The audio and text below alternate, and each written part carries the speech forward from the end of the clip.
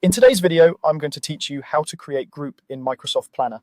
By the end, you'll know two simple approaches: starting a fresh group by creating a new plan and adding people to an existing plan so it functions as a group for your work. Let's begin with a fresh start using a brand new plan. Open Planner by going to tasksoffice.com in your browser or open the Planner app inside Microsoft Teams. Both paths take you to the same Planner experience, so use whichever is more convenient for your workflow. Once you're in, look to the left-hand sidebar and select the Plus New Plan button.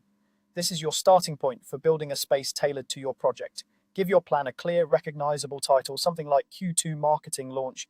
A concise, descriptive name helps everyone quickly understand the plan's purpose and makes it easier to find later. Next, choose your privacy setting. If you set it to public, anyone in your organization can find and view the plan.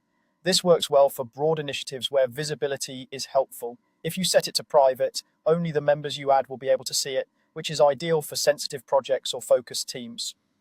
Take a moment to think about who needs access now and who might need it later, then confirm your choice. When you're ready, click Create Plan. Behind the scenes, this single action does more than create a task board. It also creates a Microsoft 365 group tied to your plan. That group includes a shared Outlook inbox for team conversations, a shared calendar for key dates, and a SharePoint site for storing and organizing files.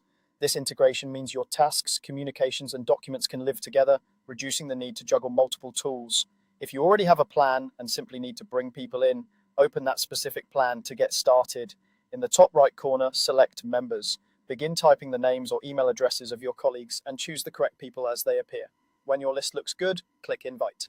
Those people are now part of the plan's group and automatically gain access to the shared inbox, calendar, and files connected to that plan. This makes collaboration seamless, since everyone sees the same tasks and resources in one place.